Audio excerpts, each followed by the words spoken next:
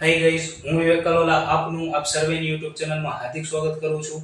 મિત્રો, આજે કોઈ ઇંગ્લિશનો ટોપિક લઈને હું નથી આવ્યો, પરંતુ તમારા માટે એક સ્ટોરી લઈને આવ્યો છું. મિત્રો, આજની જે સ્ટોરી છે એ છે બિરદેવ સિદ્ધપ્પા ઉપર. મિત્રો, બિરદેવ સિદ્ધપ્પાની આ જે સ્ટોરી છે એ તમારા અને મારા આપણા બંને માટે પ્રેરણા સ્ત્રોત છે. મિત્રો, બિરદેવ સિદ્ધપ્પા એ વ્યક્તિ છે કે જેમણે 2024ની જે ભારતની સૌથી અઘરી ગણાતી પરીક્ષા છે યુપીએસસી ની, એટલે કે યુનિયન પબ્લિક સર્વિસ કમિશન, આ પરીક્ષામાં તેમણે 551મો રેન્ક મેળવ્યો છે અને પોસિબિલિટી છે કે આઈપીએસ કેડર જરૂર મેળવશે. મિત્રો, જ્યારે એમનું રિઝલ્ટ આવ્યું ત્યારે તેમને તો ખબર પણ નહોતી કે એમનું રિઝલ્ટ આવી ગયું છે અને તેમણે આ એક્ઝામ ક્રેક કરી નાખી છે. તેમના મિત્રએ તેમને કોલ કરીને આ વાત કહી હતી. મિત્રો, હવે જે હું વાત તમને કહેવા જઈ રહ્યો છું બિરદેવ સિદ્ધપ્પા વિશે, એ મહત્વની છે.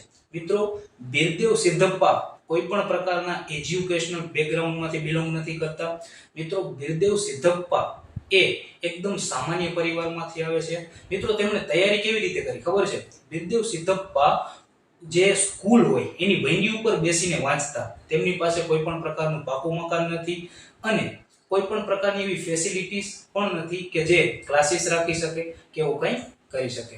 મિત્રો, બિરદેવ સિદ્ધપ્પા એ ઘેટા બકરા ચરાવતા હતા અને આ વ્યવસાયની સાથે તેમણે ભારતની સૌથી અઘરી ગણાતી પરીક્ષા છે એ પાસ કરી છે. મિત્રો, બિરદેવ સિદ્ધપ્પાની આ સ્ટોરી એવા દરેક વ્યક્તિ માટે પ્રેરણા સ્ત્રોત છે કે જેઓ ઘણી બધી મુશ્કેલીઓથી ઘેરાયેલા છે પરંતુ પોતાના સપનાઓને સિદ્ધ કરવા માટે કટિબદ્ધ છે. મિત્રો, બિરદેવ સિદ્ધપ્પાની સ્ટોરી એ સાબિત કરે છે કે તમારામાં આત્મવિશ્વાસ હોય, મહેનત સાચી દિશામાં હોય તો તમે કોઈને કોઈ દિવસ તમારી મંજિલ સુધી જરૂર પહોંચશો. મિત્રો, આજની આ બિરદેવ સિદ્ધપ્પાની સ્ટોરી તમે તમારા બાળકોને સંભળાવો, તમારા મિત્રો સાથે શેર કરો, જેથી કરીને તેમને પણ આવી કંઈક સિદ્ધિ મેળવવાની છે એ ઉત્કંઠા જાગે.